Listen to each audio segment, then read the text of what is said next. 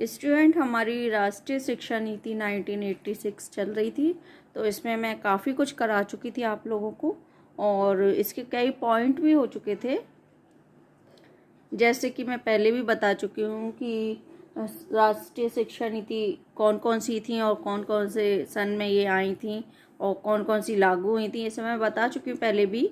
अब दोबारा से बताऊँ वही चीज़, तो चलिए कोई दिक्कत नहीं है, एक बार और बता देती हूँ क्योंकि आपको अच्छे से याद भी हो जाएगी। इसी तरह से जब तक ये हमारी राष्ट्रीय शिक्षा नीति का टॉपिक चलेगा तो मैं हर बार ये चीज़ें बता देती हूँ, तो मुझे नहीं लगता कि किसी को याद ना हो, याद हो ही जाएगी।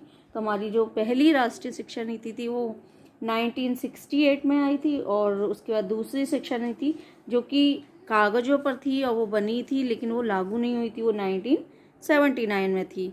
और ये क्यों नहीं लागू हुई थी ये भी मैंने आपको बता दी थी कि इसमें जो थी सरकार चेंज हो गई थी।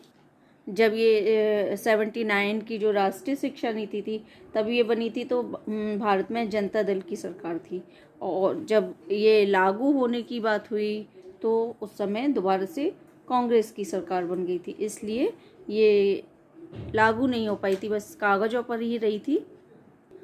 और कहने के लिए दूसरी शिक्षा नीति थी लेकिन ये लागू नहीं हुई थी, इसीलिए हम इसे नहीं गिनते हैं। और हमारी जो तीसरी शिक्षा नीति थी वो 1986 में थी, और ये वैसे दूसरी शिक्षा नीति है जो कि लागू हुई है, तो ये हमारी 1986 में दूसरी शिक्षा नीति थी राष्ट्रीय। और हमारी तीसरी अब आई है जो कि 2022 में लागू होगी या अभी हुई नहीं है, लेकिन जो हमारी है तो ये हमारी तीसरी शिक्षा नीति है। बनी तो ये चौथी है लेकिन लागू जो होगी वो हमारी तीसरी होगी। अभी देखिए कब लागू होती है, कुछ कहा नहीं जा सकता। तो ये मैं पहले बता चुकी हूँ काफ़ी अच्छे से, और फिर भी कोई दिक्कत आए तो पूछ लीजिएगा मुझे, लेकिन अब मैं पुरानी उसमें ज़्यादा टाइम ख़राब नहीं करूँगी। जो हमारे राष्ट्रीय शिक्षा नीति थी 1986, इसके हमारे बहुत सारे पॉइंट हो चुके थे, 4 पॉइंट हो चुके थे आई थिंक। देखते हैं कितने पॉइंट हुए थे। हमारा पहला पॉइंट हो गया था राष्ट्रीय शिक्षा प्रणाली। सेकंड पॉइंट था हमारा समानता के लिए शिक्षा। थर्ड हमारा था प्रौढ़ शिक्षा। तो इस लेवल पे आके सबको पता ही होगा कि प्रौढ़ शिक्षा क्या होती है। उसके बाद हमारा फोर्थ पॉइंट हमारा विभिन्न स्तरों पर शिक्षा का पुनर्गठन, ये भी हो चुका था। अब हमारा फिफ्थ पॉइंट है जो कि हम आज देखेंगे। ये दोनों फिफ्थ और सिक्स जो है छोटे छोटे से पॉइंट हैं, तो इन्हें हम कोशिश करेंगे आज ही हमारे ये फिनिश हो जाएं। उसके बाद ये शायद 9 पॉइंट हैं, तो हम देखते हैं इसे 2 दिन में कंप्लीट कर लेंगे, फिर हम कोई नया टॉपिक उठाएंगे जिससे ज़्यादा टाइम हमारा ख़राब ना हो। तो आइए इसमें हम देखते हैं। हमारा आज फिफ्थ पॉइंट है, देखते हैं इसे। तकनीकी एवं प्रबंध शिक्षा।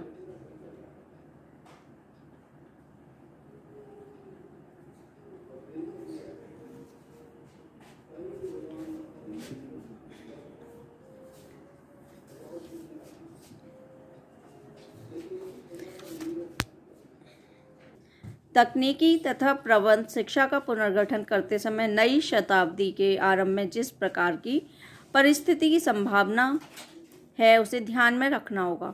अर्थव्यवस्था, सामाजिक वातावरण, उत्पादन तथा प्रबंधकीय प्रक्रियाओं में संभावित परिवर्तन, ज्ञान में तेजी से होते फैलाव तथा विज्ञान एवं प्रौद्योगिकी में होने वाली प्रगति को इस संदर्भ में देखना होगा। अर्थव्यवस्था के बुनियादी ढांचे तथा सेवा क्षेत्रों के साथ साथ असंगठित ग्रामीण क्षेत्र में भी उन्नत प्रौद्योगिकी तथा प्रबंधकीय जनशक्ति की बेहद आवश्यकता है। अतः सरकार को इस ओर ध्यान देना होगा। वर्तमान तथा उभरती प्रौद्योगिकी दोनों में सतत शिक्षा को प्रोत्साहन दिया जाएगा। आजकल ये मेरे कमरे में थोड़ी लाइट कम है तो थोड़ी सी दिक्कत आती है, ये ख़राब हो गई है, इसे मैं सही कराऊंगी। थोड़ा सा प्रॉब्लम होती है पढ़ने में, बहुत अंधेरा अंधेरा सा लगता है, लेकिन इसे मैं 1-2 दिन में सही करा लूँगी। चलिए देखते हैं। जन शक्ति सूचना प्रणाली को विकसित तथा सुदृढ़ किया जाएगा। संगणक साक्षरता के कार्यक्रम स्कूल स्तर से ही बड़े पैमाने पर आयोजित किए जाएंगे। औपचारिक पाठ्यक्रमों में दाखिले की वर्तमान कड़ी शर्तों के कारण असाधारण लोगों में अधिकांश को आज तकनीकी तथा प्रबंधकीय शिक्षा नहीं मिलती। ऐसे लोगों के लिए दूर शिक्षण सुविधाएं, जिनमें जनसंचार माध्यम का उपयोग भी शामिल है, प्रदान की जाएगी। ये सब इसमें शामिल होगी, ऐसी शिक्षा प्रदान की जाएगी। तकनीकी तथा प्रबंध शिक्षा कार्यक्रम पॉलिटेक्निक शिक्षा सहित लचीली मॉड्यूलर पद्धति के अनुसार चलेंगे। इनके लिए पर्याप्त मार्गदर्शन और परामर्श सेवा भी उपलब्ध कराई जाएगी। महिलाओं, आर्थिक तथा सामाजिक रूप से कमजोर वर्गों एवं विकलांगों के लिए भी के लाभ के लिए भी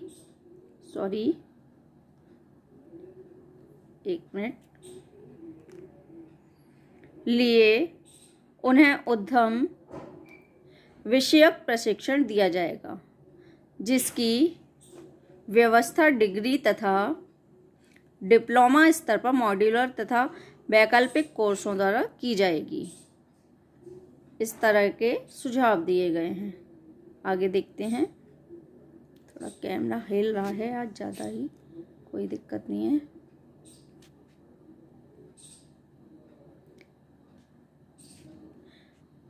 पाठ्यक्रम को अद्यतन बनाने की सतत आवश्यकताओं को पूरा करने के लिए नवीनीकरण द्वारा नई प्रौद्योगिकियों और विषयों को शुरू करना होगा तथा पुराने तथा अर्थहीन विषयों को क्रमशः हटाया जाएगा।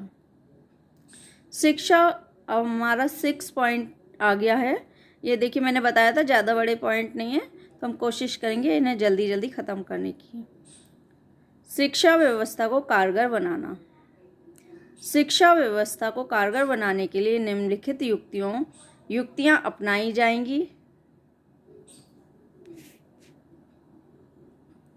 अध्यापकों को अधिक सुविधाएं तथा साथ ही उनकी अधिक जवाबदेही। चलिए आगे देखते हैं।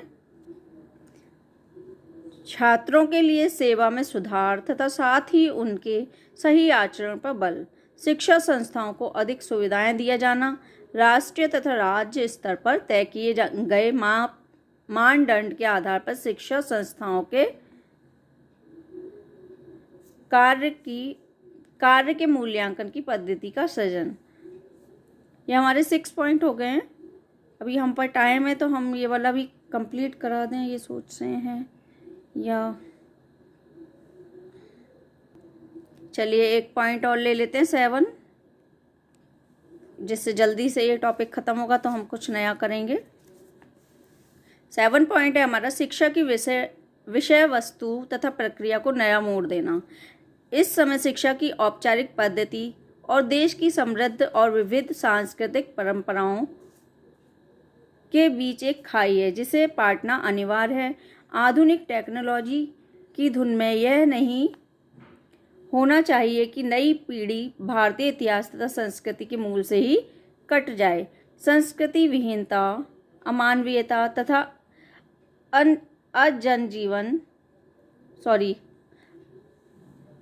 अजनबीकरण, थोड़ा सा दिखाई देने में दिक्कत आ रही, मैंने आपको पहले भी बताया था, चलिए कोई बात नहीं। अजनबीकरण के भाव से हर कीमत पर बचना होगा। परिवर्तन परक टेक्नोलॉजी और सतत चली आ रही देश की सांस्कृतिक परंपरा में एक सुंदर समन्वय स्थापित करना होगा। एक मिनट, इसे थोड़ा सा इधर किया जाए तब कुछ दिखाई दे ढंग से। एक मिनट।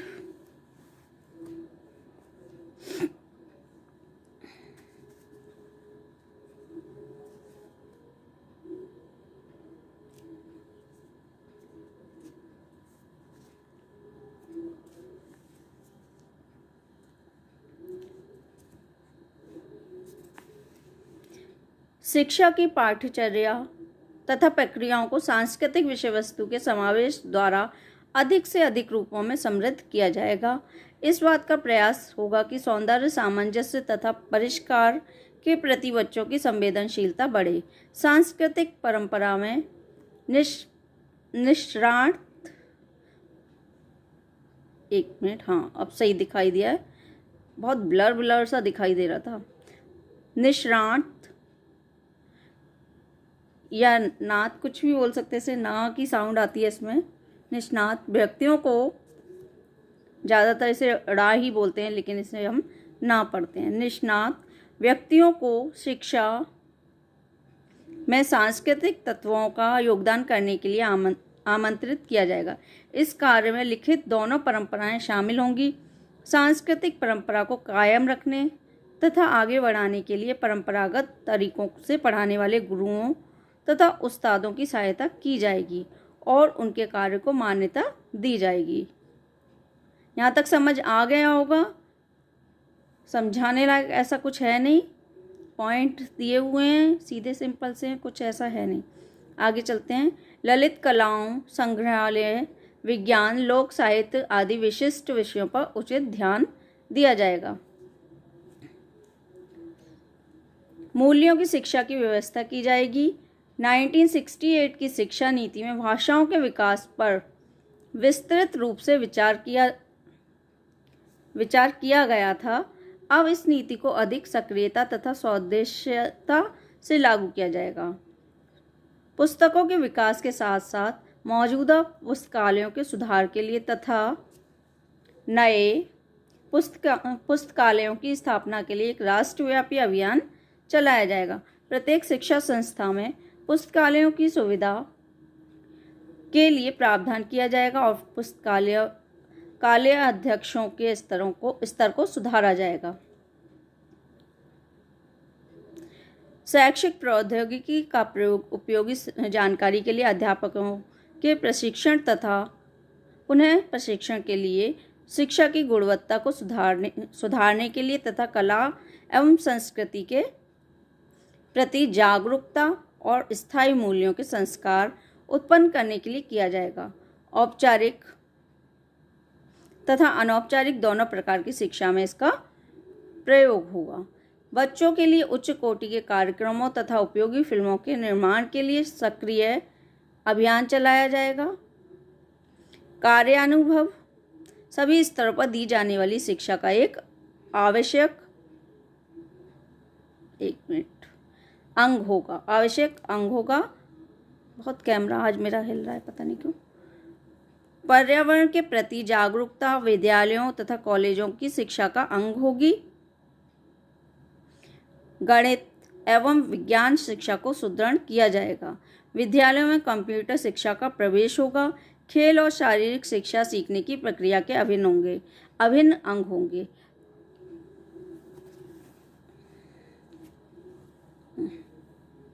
बार बार सेट करने में भी तो दिक्कत आती है कैमरे को।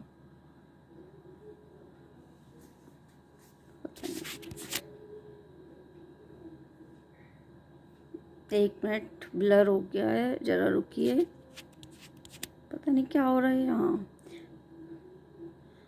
परीक्षा में इस प्रकार सुधार किया जाएगा जिससे कि मूल्यांकन की एक वैध तथा विश्वसनीय प्रक्रिया उभर सके और सिखाने की प्रक्रिया में एक सशक्त साधन के रूप में काम आ सके। क्रियात्मक रूप में इसका अर्थ होगा अत्यधिक संयोग तथा आत्मगतता के अंश को समाप्त करना, रटाई पर जोर को हटाना, ऐसी सतत और संपूर्ण मूल्यांकन प्रक्रिया का विकास करना जिसमें शिक्षा के शास्त्रीय तथा शास्त्रेतर पहलू समाविष्ट हो जाएं और जो शिक्षण की पूरी अवधि में व्याप्त रहें। शिक्षकों, छात्रों तथा माता पिता के द्वारा मूल्यांकन की प्रक्रिया का प्रभावी प्रयोग, परीक्षाओं के आयोजन में सुधार, परीक्षा में सुधार के साथ साथ शिक्षण सामग्री और शिक्षण विधि में सुधार, माध्यमिक स्तर से क्रमबद्ध रूप में सेमेस्टर प्रणाली का प्रारंभ तथा अंकों के स्थान पर ग्रेड का प्रयोग। ये किसकी बात हो रही है? किस में इस तरह की शिक्षा में सुधार किया जाएगा? जो हमारी 86 की राष्ट्रीय शिक्षा नीति है, उसकी बात हो रही है ये, ठीक है। तो ये थे हमारे 7 पॉइंट। आज हमारे 7 पॉइंट फिनिश हो गए। ये हमारा आई थिंक पार्ट 4 था, जो कि राष्ट्रीय शिक्षा नीति का पार्ट 4 हमारा चल रहा है। इसमें अभी हमारे 2 पॉइंट और रह गए हैं, तो वो 2 पॉइंट हम नेक्स्ट वीडियो में कराएंगे, क्योंकि वीडियो बहुत लंबा हो जाता है, अपलोड होने में बहुत दिक्कत आती है। और फिर भी अगर किसी को अलग से पूछना हो तो वो मुझसे पूछ सकता है, मैं अलग से उसे समझा सकती हूँ। ओके, मैं उसे समझा दूँगी, कोई दिक्कत नहीं है। लेकिन वीडियो हमारा ज़्यादा लंबा हो जाता है तो मेरे लिए दिक्कत हो जाती है, अपलोड होने में बहुत ज़्यादा दिक्कत हो जाती है। जो लोग नए हैं वो चैनल को सब्सक्राइब कर दें, लाइक शेयर कमेंट करते रहें। और कोई भी क्वेश्चन नहीं पूछता है मुझे अच्छा नहीं लगता है, क्योंकि मुझे लगता है कि जब क्वेश्चन पूछे जाते हैं तो अच्छा लगता है कि हाँ किसी ने कुछ पूछा, यानी इंटरेस्ट ले रहे हैं आप लोग। लेकिन कोई क्वेश्चन नहीं पूछता, कोई लाइक नहीं करता, कोई कुछ भी एक भी कमेंट नहीं करता है, तो बस अब आप लोग जानते ही होंगे खैर कैसा लगता है। चलिए, जो आपका मन करे वो करिए, कोई दिक्कत नहीं है, हर एक के मन की बात है।